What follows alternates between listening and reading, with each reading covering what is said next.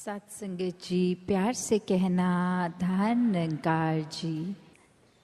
जीवन में ये परमात्मा की प्राप्ति, ये उद्देश्य तो दैट हम जब भी संगत भी आते हैं अगर, तो एक ये मन में बात आती है कि शायद किसी से कुछ क्लैरिटी रूप पूछना है, कुछ और मन के भाव, तो वो एक ये प्लेटफॉर्म, एक क्योंकि जो यूथ है वो कैसे आगे मिशन को भी लेके जाना है जहाँ, तो खुद को पहले पूर्णता से इस के साथ या आइडियोलॉजी के साथ अलाइन करके फिर ही आगे वो संदेश भी पहुंचाने के लिए संभव होगा। तो वो बात जैसे अभी एड्रेस भी हुआ, वो बात की एक मन की क्लैरिटी हो, पर ऐसा भी नहीं कि सिर्फ सवाल पूछने के लिए पूछा जाए। एक वाक्य ही अगर वो मन में कुछ सफाई है, कुछ चाहिए स्पष्ट होना, तो वो बात जहाँ, और अगर हम वो बात अपने जीवन में भी देखें इन जनरल, कोई भी वजह से किसी ने किसी के बारे में हमें ऐसे कहा कि एक व्यक्ति विशेष ने आपके लिए ऐसा सोच रखी, तो हम एक मिनट में भी मान जाते हैं वो बात।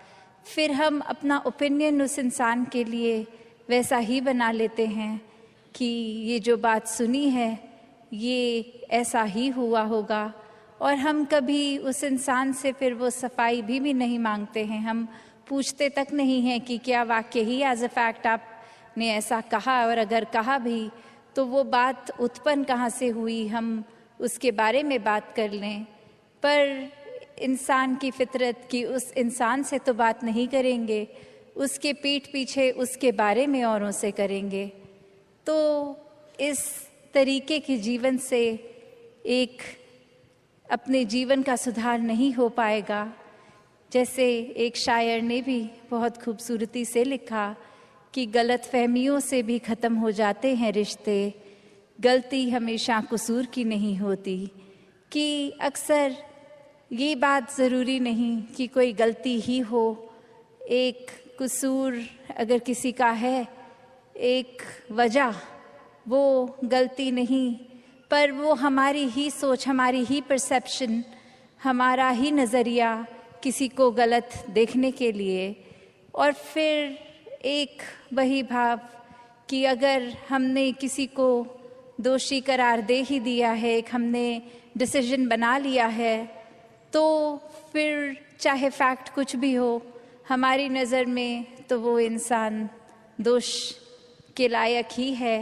हमने खुद ही उस इंसान को अपनी नज़र से गिरा लिया, चाहे उसने कुछ ऐसा किया हो ना किया हो। उस टाइम हम अपने दिमाग को, इस चेतनता को, ये रैशनल को भी नहीं एक सामने रखते, बस हमने सोच लिया तो हकीकत ही बन गई वो हमारी। तो अक्सर संसार में इंसान अपने बहुत सारे ऐसे सत्य बना लेता है, तो कैसे वो सच्चाई हमने सोच ली, वो कल्पना कर ली, तो वो एक हमारा ही नज़रिया, वो माय वे और द हाईवे वाली बात कि जो मेरे सोच है वही सही है, औरों की राय मैटर नहीं करती, औरों का तरीका मैटर नहीं करता। तो ऐसी सोच अगर है तो हमारी ग्रोथ कहाँ है उसमें। एक जीवन को फिर हमने इतना ही अपने आप, अपनी ईगो से भर लिया, अपनी सोच से, अपने माइंडसेट को ही एक सही मानकर, तो कैसे इस जीवन में जब जिएंगे तो वो माया रूप यहाँ पे हावी होगा। क्योंकि when we are so full of ourselves, तो हम लर्निंग कहाँ से करेंगे, जबकि इस निराकार, इस दातार ने तो हर जगह इस कण कण से शिक्षा लेने का एक रूप दिया है। बस हमें वो रिसेप्टर बनना है कि ये हर जगह से जो शिक्षा मिल रही है उसको कैसे चैनलाइज किया जाए। तो ऐसा जो कर लेते हैं वो एक भक्ति हर समय की करते हैं, क्योंकि जब इस परमात्मा को जानकर, इसमें विश्वास करके, इसको हर समय अपने आसपास देखकर, फिर चाहे किसी ने कुछ भी कहा हो, तो ये भक्तों का जीवन तो डार्केस्ट क्लाउड में सिल्वर लाइनिंग भी देख लेता है। एक बिना गुण की चीज़ में से भी गुण निकाल लेते हैं। तो फिर जहाँ एक स्वाभाविक गुण बह रहे हैं, वहाँ से तो भक्त कितने ही अनेकों गुण निकाल लेंगे। तो ऐसा जीवन हमारा एक हो जाए ताकि हर तरफ से जो शिक्षाएं हैं वही मिलें।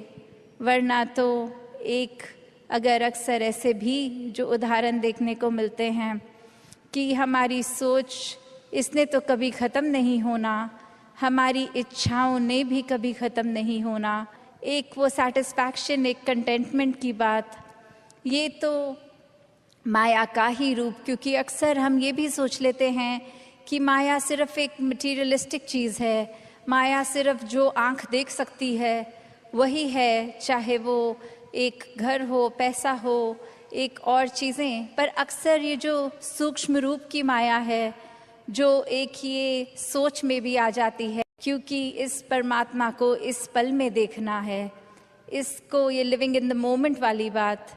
तो ऐसे बात पे ये जो इस पल में इस परमात्मा के एहसास में रहना, वो ही एक एहसास है।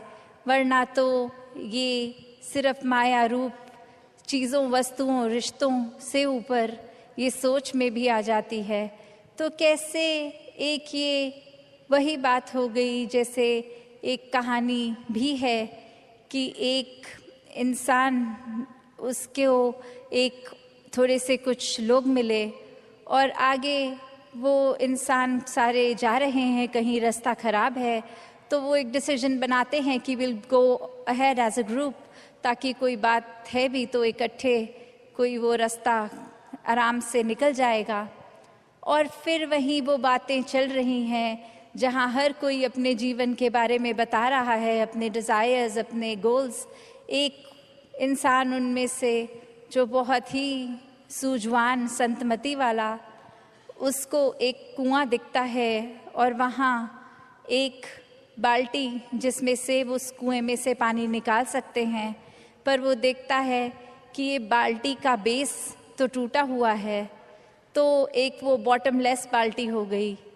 तो वो इंसान वहाँ रुककर प्रिटेंडिंग टू बी थर्स्टी, वो उसकी प्यास बुझाने के लिए पहले उस बाल्टी में से जब पानी निकालता है, तो जब तक तो वो बाल्टी पानी के अंदर है वो भरी हुई दिखती है।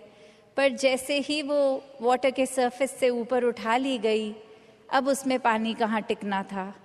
पर वो बार बार ये कर रहा है और बाकी के लोग देख रहे हैं कि ऐसा क्यों किया जा रहा है। और वो कह रहा है कि नहीं, अब मैंने ये ठान ली है बात कि जब तक ये बाल्टी को भर के मैं इसमें से पानी नहीं निकालूंगा तब तक घर नहीं जाऊंगा।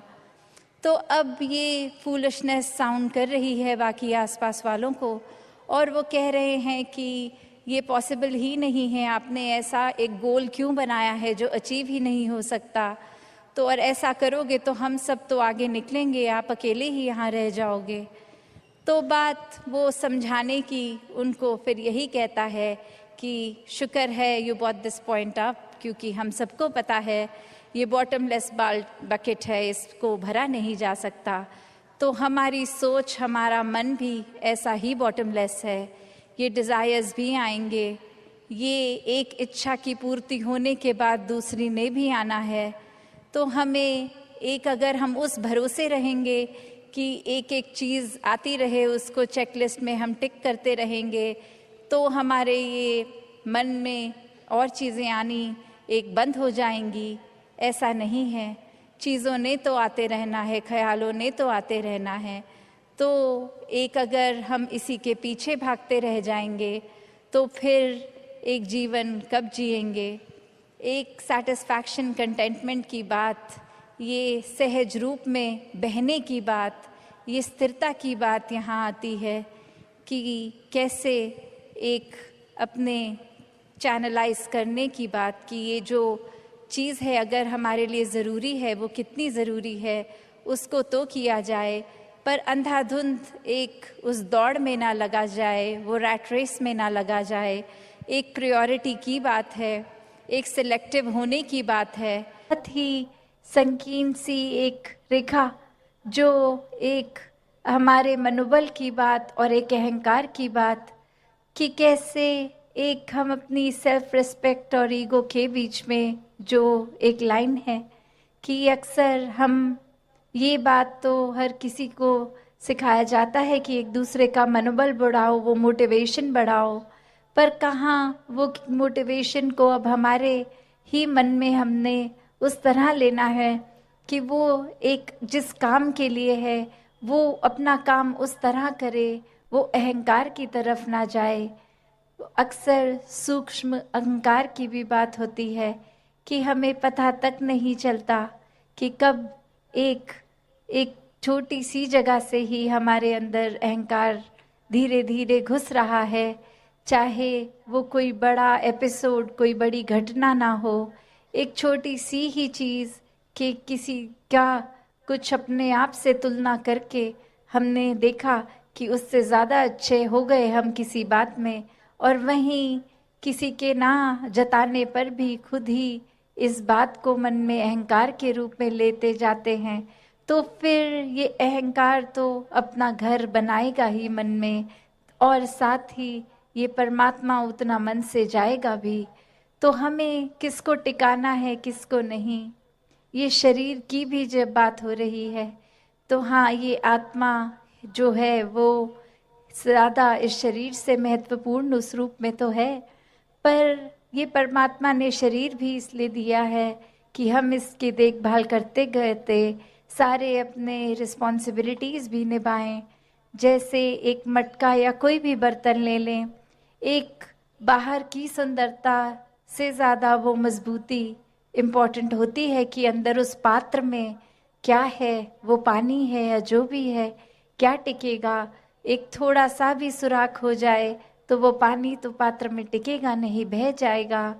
तो उसी तरह ये तन मन धन के साधन ये निराकार ने तो दिए हैं हमें, पर अब हमें इन साधनों को क्या करना है, सदुपयोग तो करना ही है, पर एक वो जो बात कि कैसे उसका सही इस्तेमाल करते हुए उसकी यूटिलिटी उस तरह से निकाली जाए। तो जहाँ ये शरीर भी दिया है जिसमें एक इतनी कैपेसिटी, एक कैपेबिलिटी है, उसको पूरी तरह तो जीना है, एक संत मति के अनुसार पर जीना है। तो दासी और समय ना लेके इन्हीं शब्दों से अरदास निराकार से सभी के लिए कि दातार कृपा करे। जो बातें अक्सर हमें सुनने में इतनी बार सुन लेते हैं तो लगता है कहीं उनकी इम्पोर्टेंस खत्म हो रही है, चाहे वो सेवा, सुमिरन और सत्संग ये 3 शब्द, पर ये सिर्फ शब्द नहीं है, वो सेवा का भाव अंदर से, वो सुमिरन रूप एक लगाव, एक एहसास, एक कम्युनिकेशन इस निराकार से। एक सत्संग में भी सिर्फ आके बैठ के जाने वाली बात नहीं, हर एक के जीवन से अपने जीवन को और सुनहरा बनाएं। ये सब ही जो परमात्मा ने एक संत रूप बख्शे हैं, हर एक का होना अगर जीवन में है और फिर भी हमारा सुधार नहीं हो रहा तो कितनी कमी हम में है, जो एक इतनी अच्छी अपॉर्चुनिटी होते हुए भी फ़ायदा नहीं ले पा रहे। तो ये सेवा सिमरन सत्संग को सही तरीके से हर दासी का घड़ी पे भी नज़र जा रही है, तो और शब्दों का सहारा ना लेके इन्हीं शब्दों से आज्ञा लेगी। साथ संगत जी, ध्यान निरंकार जी।